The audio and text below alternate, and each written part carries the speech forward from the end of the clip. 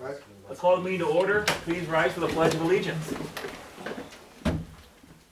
I pledge allegiance to the flag of the United States of America and to the republic for which it stands, one nation under God, indivisible, with liberty and justice for all.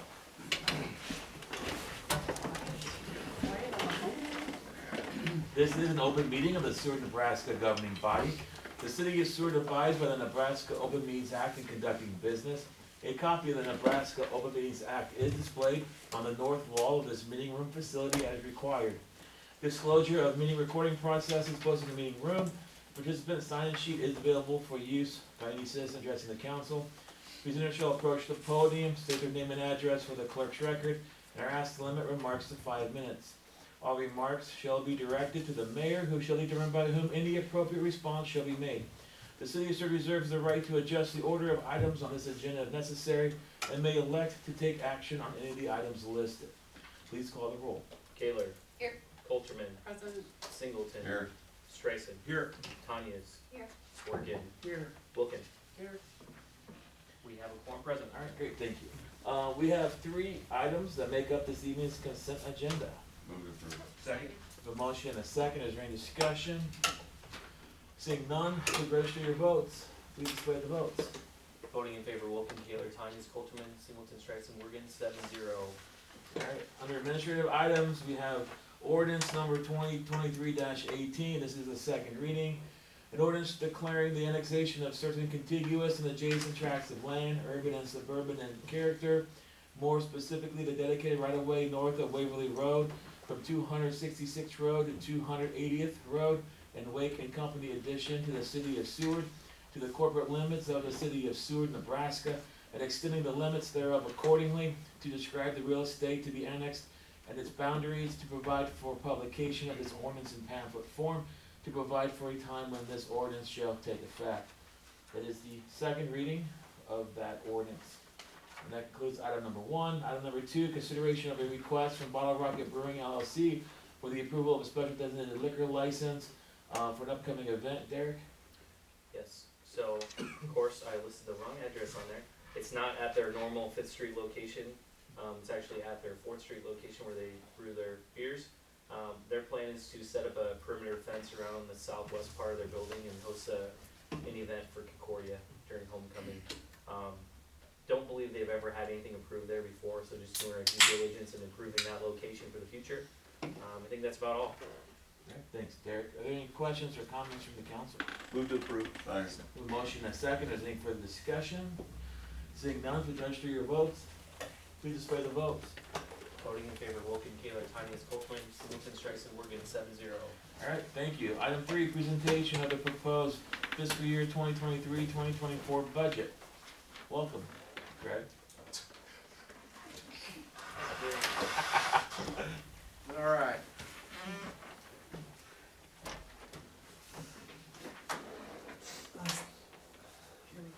While we're getting the screen booted up here, I will kind of hit the highlights. This is our budget this year was prepared by department heads starting back in April, if you don't remember the process. And we did begin it with our former finance director, treasurer, Nick Wolf, who set us off to start the year. But Nick left us, and so now you're stuck with me. But we worked through it diligently this summer, even though we were short-staffed and trying to put together a budget that you see here before you. Just in general, this thing is pretty lean compared to what we've done in recent years and past. And so I'll hit some of the highlights. You had a draft memo. Again, I update the memo based on what is ultimately put in the budget, so that if somebody from the public read it, they would have something that's accurate to what you ultimately end up doing, or at least offer for the final hearing. Our timeline is tonight. We'll kind of go over the peripheral, large-scale stuff. We'll go through each department real quick. I'll hit the highlights. Give you an opportunity to discuss anything within the department or in generalities. If you have any research or things you want us to follow up on in the next 2 weeks, we'll do so. And then in 2 weeks, we'll probably make any amendments, talk about any of the research or other stuff we did. And that will take us to the 19th.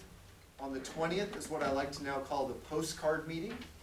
We are required by Nebraska state statute about 2 years ago to attend a meeting, put on by the county assessor, county clerk's office, that includes any of the major taxing entities that are requesting property tax levy, the actual amount that we're getting, that's at 2% or more, of what our previous ask was. And we'll break that down and hear what that means. But as you've seen with the budget, with leaving the levy the same and us seeing approximately a 10% increase in assessments, we are asking obviously for more than 2%. And so we will attend that meeting. I'm guessing that Commissioner Zabrocki, my friend, might be hanging out with us at that meeting. What does it look like for you guys? There will be county representative. Now, last year we didn't go because we sent, I think, one commissioner and the clerk and the assessor. We've been told this year that the commissioners can come because it won't constitute a meeting. So if that's the case, I plan on attending, if nothing else. I wanna watch you tap dance. There you go. You mean keep us company? So, most likely the school, due to some funding mechanisms within Southeast Community College and the school districts across the state, almost no school districts will be attending this meeting, because of state funding that's gonna be coming in. You'll probably predominantly see almost every single one of them lower their levy to offset that state funding. So it kind of might be a lonely meeting, so, but we'll see where we end up on it. So that's kind of the highlights. So we'll just kind of start off with the general stuff. And stop me if you have questions, just raise your hand or let me know. But these are kind of outlined in the memo there. So the first thing up is just some of the general items. Benefits, our health insurance. After having many years of a 0% increase, we had a 2.1% increase in our health insurance. As you remember last year, we kicked this back so it corresponds with the budget year now. And so we used to have to update this in January, and we never got the quote for what the January change was until after you approved the budget. Made it always hard to budget. Now we know exactly what it is leading into this last month.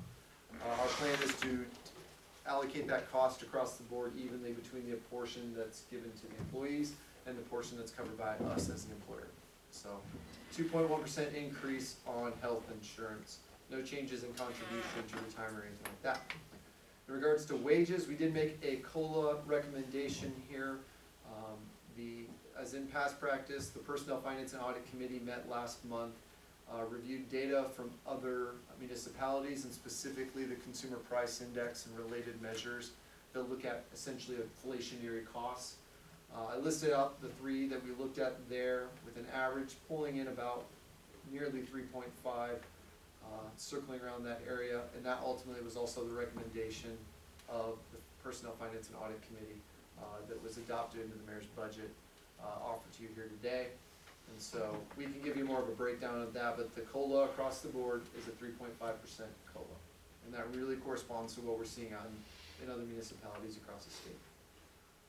One of the biggest unknowns, and so with it being unknown and knowing that it is going to change, is our personal liability and property insurance coverage for the year. I reached out to our insurance provider, Seward, and spoke with Mark Seward, and he said based on what he's seeing across the industry right now and locally with large-scale customers like Concordia and others, that we could expect anywhere up to a 20% increase in premiums, along with a substantial increase in deductibles. If anybody's aware, I'm guessing almost every one of us saw our deductible jump in the last year after the storm in 2022 in June. And so I've heard from most people that they've had their deductibles double. I heard a story from Concordia that theirs is substantially higher for storm damage. So high that there was nobody else in the market that they get coverage from. So they kind of have to really eat it on that one. And so his recommendation was to at least take a look, and you see in my memo there, a 20% potential increase. The hope is that comes in lower, but we want to err on the side of being conservative here, and so that's what we did across the board. That's reflected in the group insurance across the board in almost every department. So that's another general item. Moving into administration, and that is our first one up here. This thing keeps turning on me, I don't know why it doesn't like me. The first one we have is the property tax, and it's kind of hidden down here below sales tax. And so I'll actually cover sales tax first, just so we can go in order of what you see in the budget book there. We're looking at total sales tax this year of $2.8 million. Less what we always do is our debt service. That's general fund debt service, not business fund debt service. So that includes general obligation bonds, and anything in relation to the street department, minus some items related to STP funds.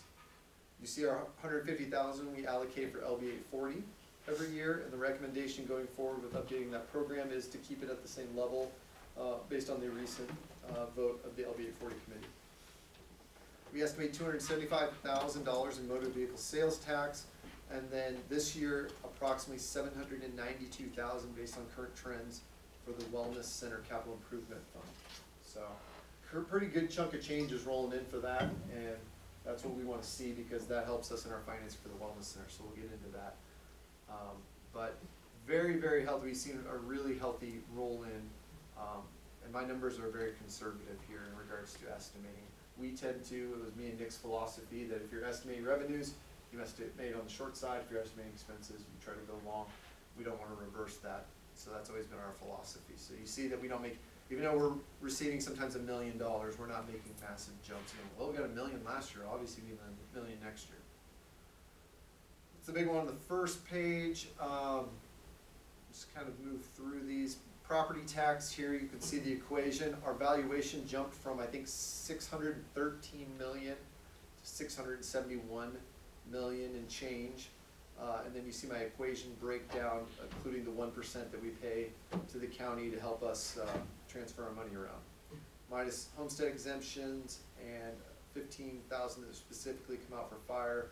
And you see a general revenue property tax request of 1,901,591. So approximately 160,000 more than last year. So that is what your 10% increase equates to. Any question on that one? And that's the one that leads us to the postcard meeting. That is why, unless that number went up slightly more than 2%, again, some of that growth is due to new growth within the community, whether that was new buildings, new permits pulled, things like that. But otherwise, it's in relation to just assessments going up. And as we all know, I think there was an average between 10 or 12, I think 10 on all residential property. Commercial is kind of flat this year, slight adjustments in industrial, and we don't have any agricultural property within the city that we know of that's assessed, but that one went down, I think, for the most part, or slightly above this what we were kind of seeing in some of the unirrigated acres. Through the general ones on that, nothing too particular there.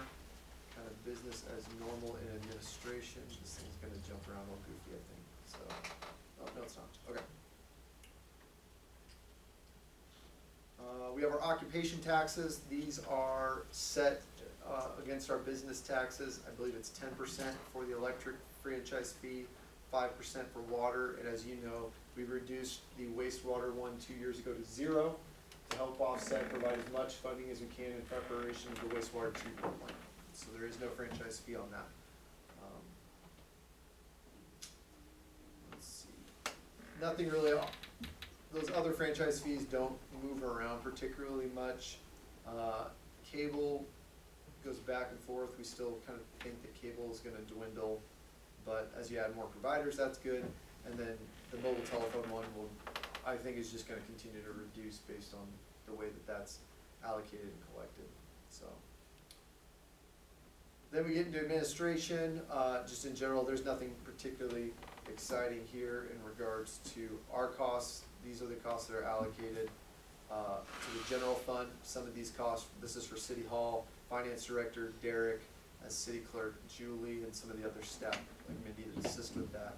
This is the general fund portion. We're also allocated across. If you look in the utilities, you'll see the administrative cost for those as well, built in. We'll get to those. We have our audit and accounting, inventory tags. Nothing particularly exciting or changed in here. We're going to continue to look at offerings for new telephone and cable upgrades and fiber optic networks. So if we find savings in those, we're maybe utilizing different providers. We've had some information out there, requests for information on that. So, but if we make any changes, we're doing it because we're saving money. We have our general code updates and items in relation to office stuff that we handle for the whole city. And then you'll see a lot in the info technology lines for everybody. These are costs that are divvied out across every department. G-Works Simple City is our billing, accounting, finance software. Visco is our technology software provider, who does all our IT work. We have a big email migration and a new server replacement. Currently, we house the email system for the city on an in-house server.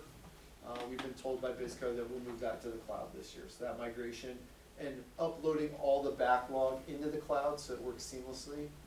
So all those old emails, I have like 25,000 or something, all those go up into the cloud, but to get that in there, it costs quite a bit of money. So we'll move that project. We have our .gov domain, and then the accounting software upgrade, next stage payment, that is our move to Cassell and away from G-Works Simple City. That's one of Sydney's prime projects coming up, but that's gonna be a long-term project. That is not an overnight project in any way, shape, or form. We do have an increase in the SCCDP offering request. Just a little over $2,000 there from previous years. Let's see, nothing too particular. If you have any questions on administration, please let me know. Otherwise, I don't think we have anything else. We do have a requested increase by Kelly. We haven't increased his in quite a few years. And so we see a $3,000 increase in that number for city attorney for Kelly's. We have been able to stay underneath for our special attorney's fees, which we utilize for labor attorneys and other special counsels. Or if we're using Kelly for something very specific outside of the term of his contract, that would come out of the other line item in 50648. Just keep on moving through here, and then no major CIP items in relation to administration. So the biggest one coming out of there, you do see a transfer.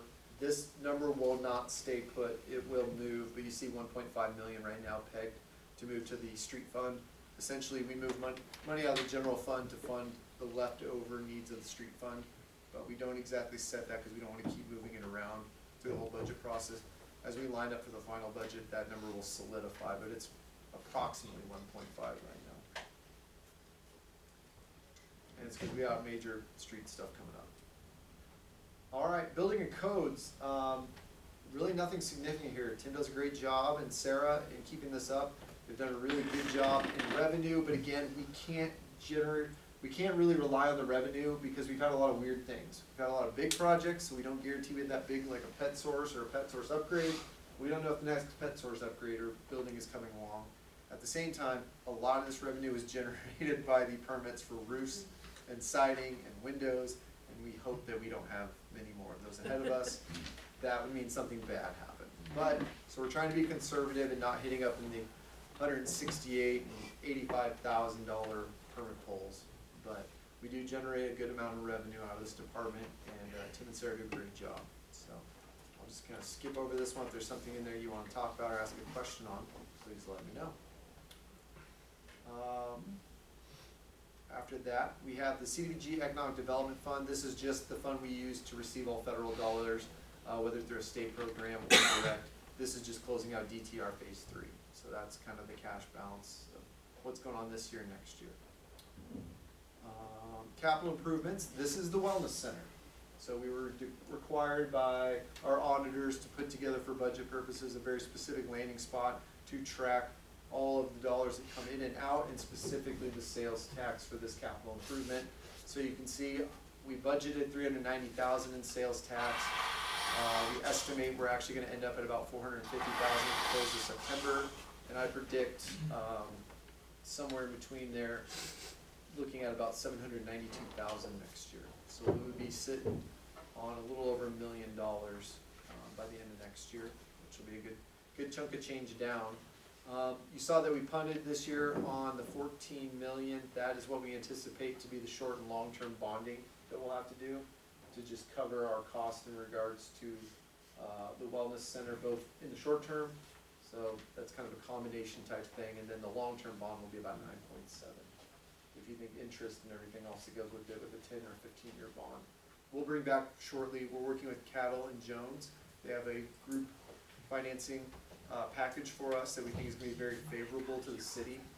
We wanna compare that versus the bond numbers we got, and then we're gonna bring back a package for you in short order to vote on and activate, so. The grants itself, based on the way that we finalized those, I think when we finished grants last year, you can remember, I don't even think we had the money in yet. We just signed contracts when we were talking about this. All that money actually had to filter through Changing the Game Seward. And so they've held all the funds, and so it doesn't come back through the city and then disperse out to them, it goes directly to them. But we're fine with that, we have a great accounting on that, and a whole committee of people are overseeing how those funds are distributed, so it's gonna get widely here in about 30 days. But we think for our long-term portion for us, that's what it will be. You can kind of see the estimates of costs and things down there. The combination number there is the combination of our collected sales tax and then the bonding amount, because we'll put the collected sales tax right into the project up front. Any questions on financing the wellness center? Okay. Like I said, we'll have some packages for you to take a look at, and we'll give you the comparisons. We'll show you both of them, just so you can see how the cash flow works over time, savings on one over the other, so we feel comfortable in the decision that we make going forward. Next is cemetery.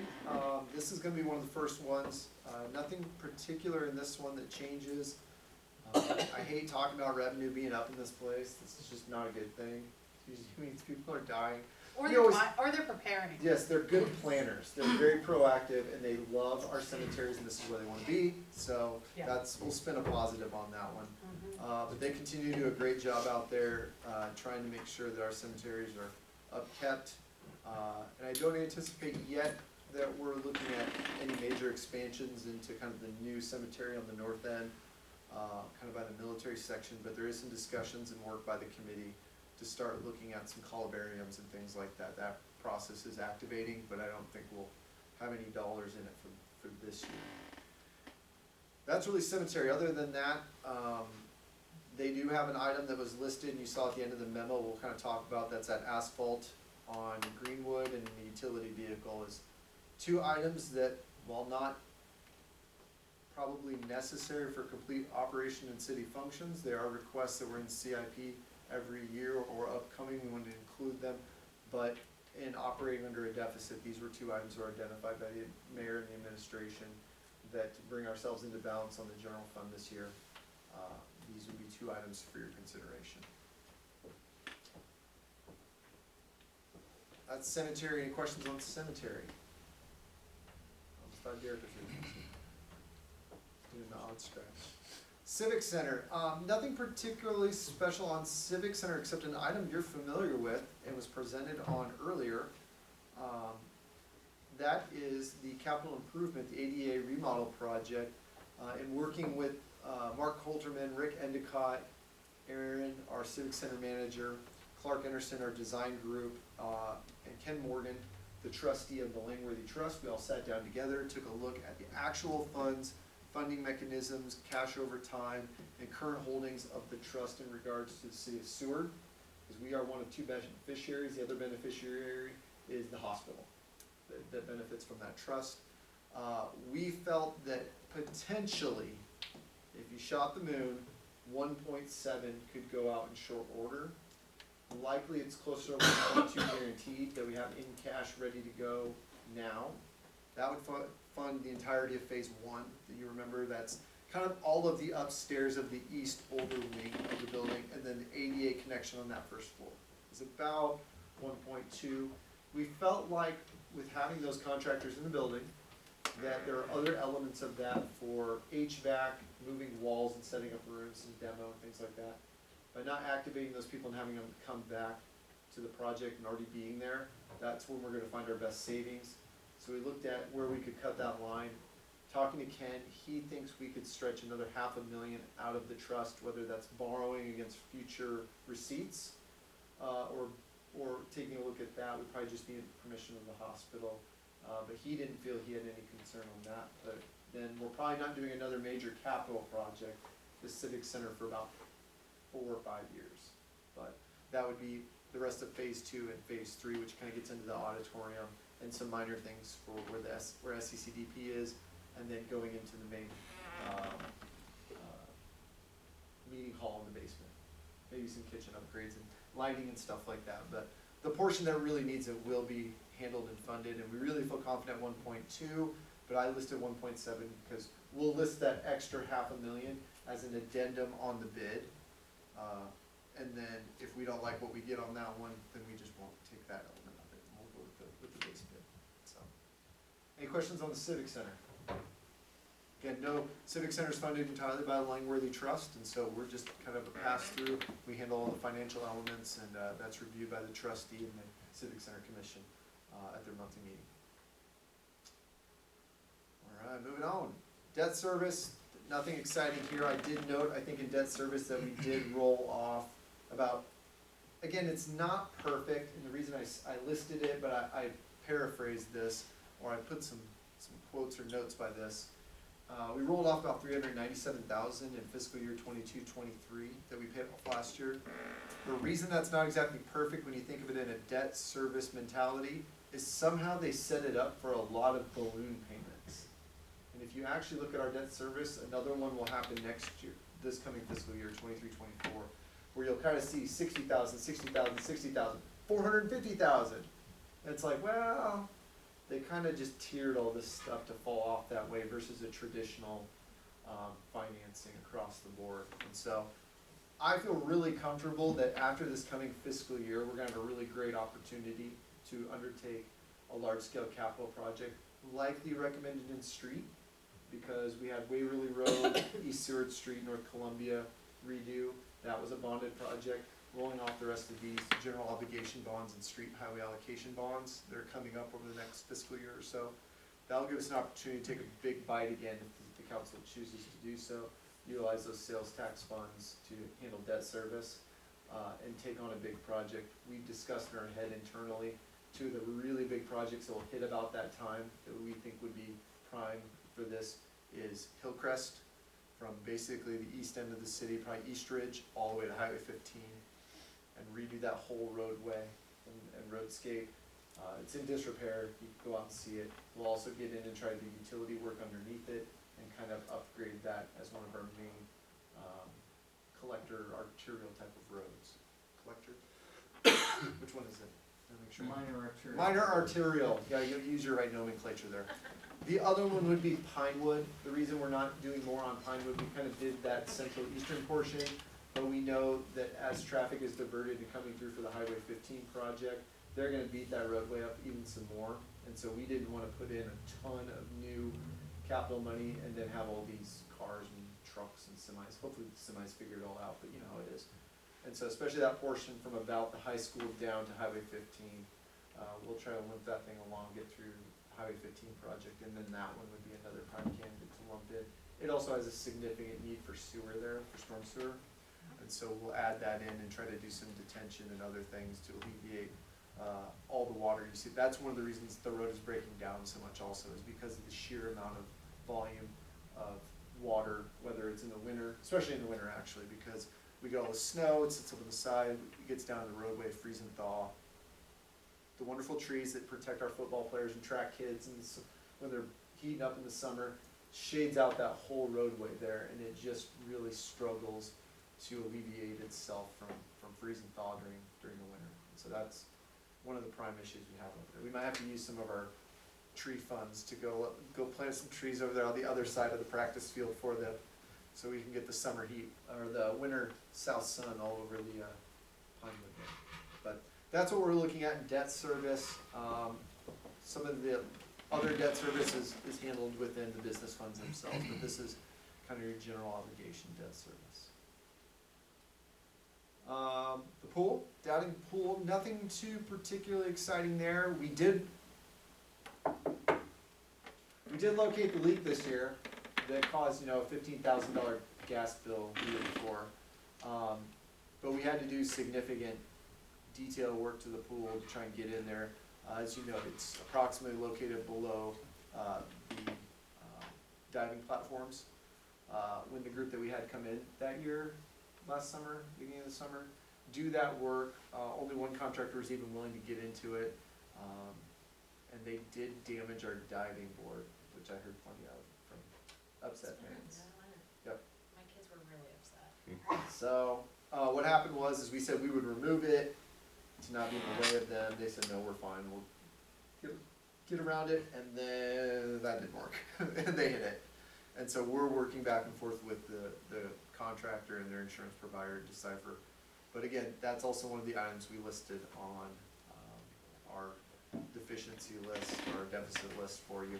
That's not cheap, and we can't, that was a relatively new board, but it was a board that only fit that system. They don't sell that system anymore, so you gotta buy a new one, thus the board we had was useless. So $20,000 in that, so we'll take a look back and forth on capital items on that, but there it is, diving board replacement, so. Other than that, we're continuing to just monitor, the pool's starting to show its age, you know, that's why we've had the issues we've had, and so we continue to monitor it. Adam meets out actually tomorrow, Adam Bodie, with Shimmer. They came out and did a 3D scan of the platform, just to kind of get a sense of where that thing is at, and then we're gonna take a look at that back wall because it has the most hydraulic pressure on it. So we just wanna kind of keep monitoring and make sure we're not developing cracks or anything else that would jeopardize the vessel. That's usually when you have total failure, and then we get to build a new pool. So we wanna avoid that for as long as we can. So we'll just keep our eye on it, and then the whole water crew with Brandon coming online this year, Joel Brazy and Adam will all be going out there this next week or so, and they're gonna do a full, like, in-depth detail process and manual for bringing it online and taking it offline to help alleviating these kind of issues. Some of it is trying to avoid freezing thaw in the pipes. That was kind of an expensive issue before, so that helps alleviate some of those problems in the piping that connects out into the deck. Questions on the pool? Economic development, LB 840, every year we just budget for this in regards to $150,000 we get from sales tax, and then the additional proceeds we get from loan repayment and loan interest, and then we always just say we're gonna expend approximately all of it, so. LB 840 is doing well. Everybody is paid up and or under their terms. We only have one that's still paying interest only, but we don't think it will ever come off of interest only until it rekindles or finally goes out, so, but LB 840 is fine with that. Other than that, everybody's on payment and doing well, and so we are very excited about that because it makes our job very easy in collection. We don't have to make a lot of phone calls and stuff, so. That's LB 840. Electric, recommendation this year, again, as you've kind of, last year we did a 0% increase, but again, looking at capital and obviously inflation, electric's been hit hard. They buy some of our stuff that's some of the most expensive things out there that have been hit heavy by inflationary costs. You'll see this again in the other two utilities.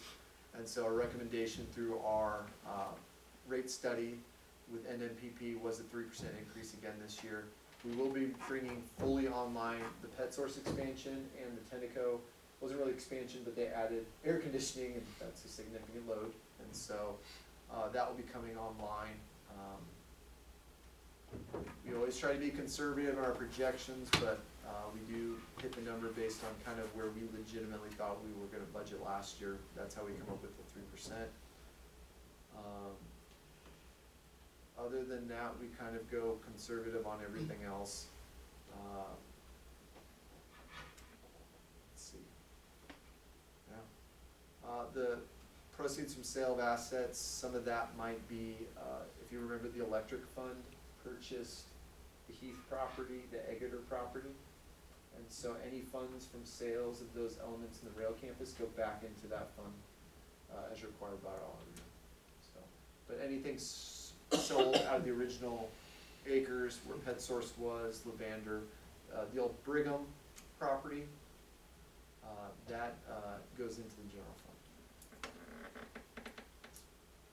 Power purchase, we're looking at we have a slight increase there, but we anticipate rates from NPPD to be pretty on the level again. So they continue to do a good job of managing their resources, which allows us to take advantage of that. So we only have a slight increase just due to expected increased load. So not because of an increase in rates. If we saw a significant rate increase from NPPD, then we'd have to have a serious discussion about how that's passed along to the end use customer. Other than that, electric is pretty pretty straightforward here. Their biggest issue, and we'll kind of discuss it as a sub-item tonight, is just capital improvement purchases because of timelines and lead times. Trying to go through, see if I see anything that sticks out to me. Again, you get into the admin O&M, this is a coverage, again, for city hall services and the work that we do on behalf of the electric department, memberships and other items that we handle there. Let's see. See the franchise fee in there, and then we get into kind of their CIP. Some of the big ones in CIP, fixed assets. It's not all put in here, but it was on the CIP. Really, the biggest one for you guys to see, I think the numbers are correct, but we haven't finalized some of the stuff on the right, is the capital construction, that $2.1 million. That, and you saw it in the CIP, and I think I mentioned it in the memo. That is for the recommended 10 megawatt substation upgrade. This was part of the work we did with Olson this year to do a projection of the needs. We had just completed the end of our 10-year plan for electric. The last item in the 10-year plan was the rail campus substation. The first item in the new one is a new substation. And that's due to the load growth we see across the city, the growth in the rail campus itself, add Teleco to that. The other one is redundancy. We really want to build a redundant system that can handle load and load that moves back and forth when we see some of these issues happen,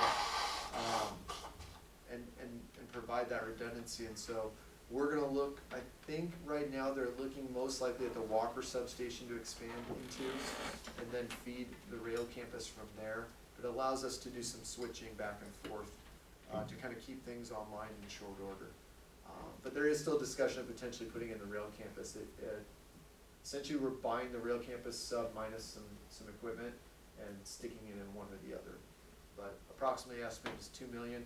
Not a ton of engineering and stuff will go in because the specs and everything else are basically the specs we had before. That hasn't changed. Councilman Streisand? So when Norris is doing some future planning, close to the city of Seward, is the city part of that discussion? Some of Norris, our biggest one for us is probably NPPD. And that will come from activating, if you choose to move this as our main capital project for electric and desire it to be needed, we'll activate with NPPD to do and have discussions about upgrading their transmission substation. And then from that is when we allocate back and forth between Norris and ourselves about how that impacts us versus them, because we're pulling off the same amount of capacity being pumped into the region. If you look at, if you're talking about more as we expand out, which is also in that plan, predominantly we're not seeing Norris doing any expanded major growth in our region around us. They kind of know, I think they kind of know better that they're not going to cite heavy loads and industrial loading just on our peripheral out of that transmission substation from NPPD. Is concerns if you get into more of the rural areas, you get into a situation around a beaver crossing, Milford, but that's an NPPD. They're not wholesale, they're a retail customer of NPPD. And so we actually negotiate with NPPD in dealing with Milford. We do have some discussions. If you look through the plan, and I'll sure provide it to anybody, the other one is they've already identified out east, based on our load growth north and east of the city in the long term, a location, I believe on 252nd, to start looking at acquiring for a substation out there at some point in the future. And again, it's to dissipate the load across the city so we can do some switching and not have it all, I think a lot of that actually is fed through Ash Street substation. And so that's an older apparatus down there that's not suited to deal with that. We get some switching issues if we get too much load or if we get cut off somewhere because of an outage or something like that. But for the most part, we talked to Norris, but they're not doing almost any expansion in our radius where we would take over their systems. So, did I answer your question? Yeah. I was thinking that general direction of, headed east by the Yep. dairy farm, 252 of, if if they would be planning for load, you know, what's the, I guess the whole vehicle for the city taking over? And there's a process, yep, you're absolutely right, there's a process that we would work through, I think through the Power Review Board, and then they would kind of mediate that process, approve our plan, and then we would have to compensate Norris for, whatever we take over from them that we would need. So, and take on those customers. There's not a whole ton of them out there, there's no major loads or anything like that out there. And so, we've kind of taken a look at that, I don't think in the long haul, there'll be terribly much that we'll need to take over in regards to drop-offs and stuff like that. They kind of just carry their load out to feed themselves, which they do through the city now, It's our high irrigation, so. better than irrigation. We'll get back into some of the items on there, and again, revisit, equipment. I think Kelly has some comments on purchasing equipment, into the future because of those lead times. Any other electric questions though? Engineering, this is Mike's budget. Mike is made up of 4 funding sources, 25% from the general fund for all his work with streets, parks, you name it, anything that's covered within a general fund program that he's involved in. And then the water, the wastewater, and the electric fund also contribute 25% each to his general one. Nothing major in here for Mike, he just has all kind of the main stuff, and then a lot of his technological stuff like Civil 3D, AutoCAD, Bluebeam, some of the other tools of the trade for him. So, business as usual there. Fire department, for the most part, similar as usual. I will say billing is still kind of a learned thing. Just today we learned about billing. As you can see, we had a really big guess for 22-23 based on what we had originally discussed with the fire department and One Billing Solutions. Hasn't really rolled in so far that much, and our projection is very much more conservative for next year. Still a good chunk of change, and money that we could put towards capital improvements, or vehicles. That's our predominant one, and so that's what we've discussed in the past. Just today, for the very first time, Julie Moody, our deputy treasurer, identified that we were getting phantom payments from the IRS. We didn't know what they were for. And lo and behold, it was the VA paying for rescue calls that we had billed for. And the way that works itself through the process, it comes back through the system for warrant management, SAM.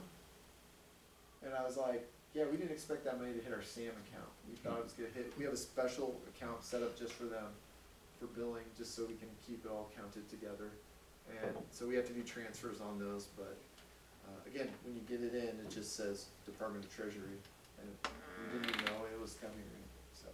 We're still learning about fire billing, but hopefully we'll continue to kind of square that out in regards to what that will look like on a regular from year to year. We do have a mutual aid truck replacement. This is our year coming up, I believe. And so that's $100,000, I believe, every 7 years. And so we are up this year for that.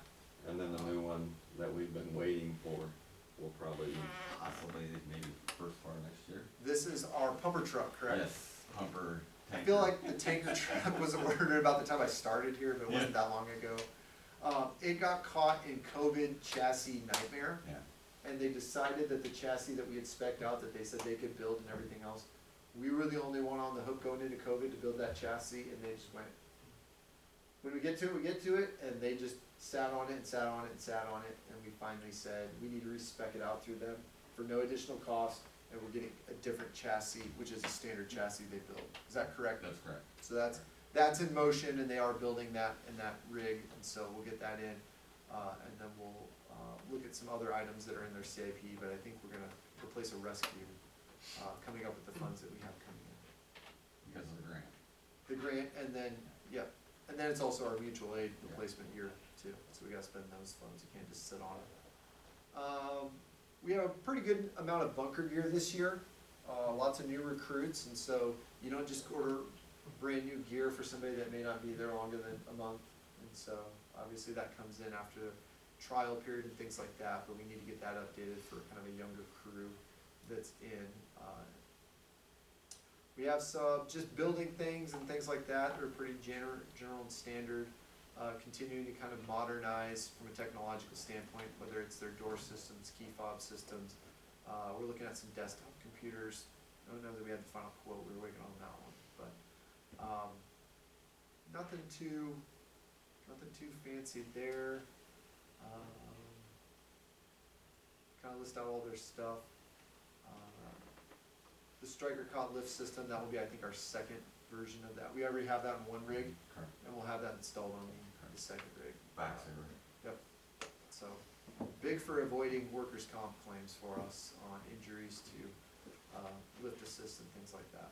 So, that's fire. One thing I will say is, again, I listed it in there as an alternative, is looking at the cost for that new rig, is looking at offsetting some of the cost of that, utilizing billing funds. But again, that's just an alternative, that's not a definitive. I'm just trying to give you a balanced number and alternatives there. Questions on fire? Nothing on fire. Then we go to golf. Golf continues to do a really good job on the revenue. Dan, Cody, and their staffs out there do a great job on the course. The course was in stupendous shape this year compared to a lot of other courses that just didn't rebound from some of the dry conditions from the year before. A lot of brown greens and things like that leading into the season, where Dan had the stuff in kind of tip-top shape. We got a lot of comments on that. I just got another Google review or something that said, course is in incredible condition. And so you give the master something to work with there, and he does a great job in kind of keeping that up to snuff for us. But Cody, again, we see increases in daily greens fees. We see it in, the big kitty item, which is alcohol sales. And that's really turned the tide in regards to golf and making that a pretty viable option for us. We did roll off, I believe we made the payment this year for our last debt service on purchasing the golf course. When I say purchasing the golf course, because there's probably some in here, maybe for Sydney or people in the audience, we purchased the assets and then a few locations like the clubhouse and some of the other buildings, but the general course is actually still owned by the Wake family. And so we leased that from them, but we did purchase the assets and others and did put that into debt. That debt was rolled off this year. We made the last payment on that one, so that will help out in our cash flows on that. Biggest ones for CIP that were listed on CIP, not specifically all here, was we had $90,000 for pond renovation on hole number 5. If you saw what we did by 8, where we kind of dug it out. I mean, these things are full of silt and other things over time. If you've ever been by the golf course, I mean, it looks like chocolate milk flowing through that place when it really gets raining in town. Collects a lot of silt, fills in a lot of the ponds, makes them kind of unviable, and then they don't work exactly the way that we intend for them to be, involved in detention and some other things and clearing up things up and downstream. So what we did on hole 8, Dan is gonna replicate. I think we're gonna do a lot of it ourselves this time, because we got to see the contractor do it, and once we saw it in action, we're like, oh, we can do that. That's not that bad. So really, it's just bringing in concrete trucks or the hauling the dirt and stuff. I think we can even get that done with some help from the street crew. So, but again, this is also an item that was lifted under the deficit issue. It does not, I don't think if we held off a year on this, that it would affect the function of the city. It may affect the function of your game if you want to see that pond shrink up a little bit more and maybe save a few balls on that one. But other than that, it is not specific to that we couldn't hold off on that for another year. So that was listed also in the deficit items. The rest of it's all just lease purchase payments that we have to make for mowers and equipment that's out there. Questions on golf?